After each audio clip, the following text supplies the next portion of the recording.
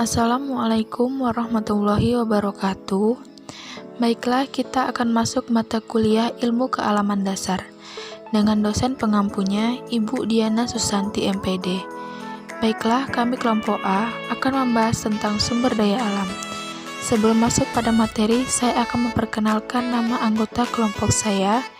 Yang pertama dengan saya sendiri, Nur Khalifah, dan yang kedua rekan saya Cintia Anggraini, dan yang ketiga dengan Putri Nurijah, dan yang keempat adalah Mula Devrizal. Baiklah, kita langsung saja masuk pada materi. Yang pertama, pengertian sumber daya alam.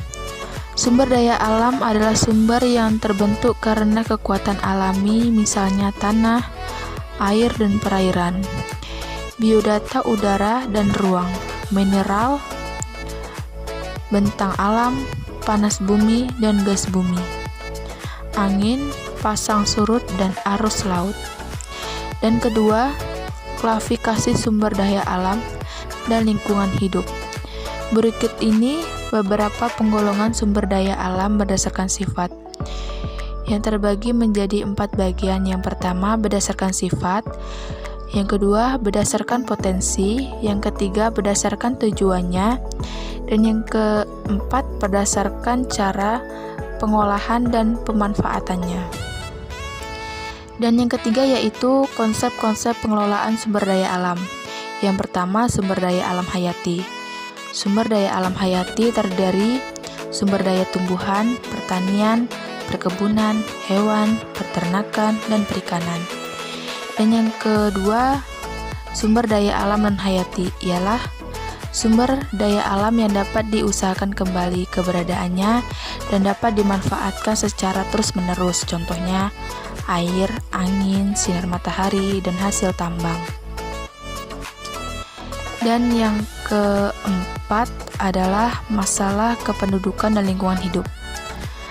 Pemanfaatan sumber daya alam di Indonesia menimbulkan berbagai masalah yang baru terasa akhir-akhir ini. Yang pertama seperti masalah kesepakatan kerja bagi penduduk yang terus bertambah setiap tahunnya.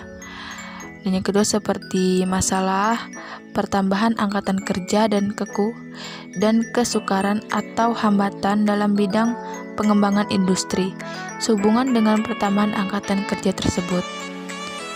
Dan yang kelima yaitu prinsip dan usaha pelestarian sumber daya alam dan lingkungan hidup. Usaha pelestarian lingkungan sebenarnya telah dimulai sejak zaman dahulu. Misalnya bagaimana manusia untuk mendapatkan buruan dan tangkapan yang tak tentu hasilnya. Kadang suatu hari dapat banyak, tetapi di saat lain dapat sedikit. Untuk itu, kemudian manusia menjinakkan dan memelihara hewan dan tanaman serta menjaga dari kerusakan dan serangan dari hewan liar. Bentuk atau cara pelestariannya dapat pula kita mengenalnya seperti cagar alam, cagar budaya, ataupun cagar biosfer, suaka alam, suaka marga satwa, taman nasional, dan taman hutan raya. Baiklah, mungkin sampai situ saja materi kita hari ini, dan terima kasih kepada teman-teman yang sudah menyaksikan. Akhir kata saya ucapkan Assalamualaikum warahmatullahi wabarakatuh.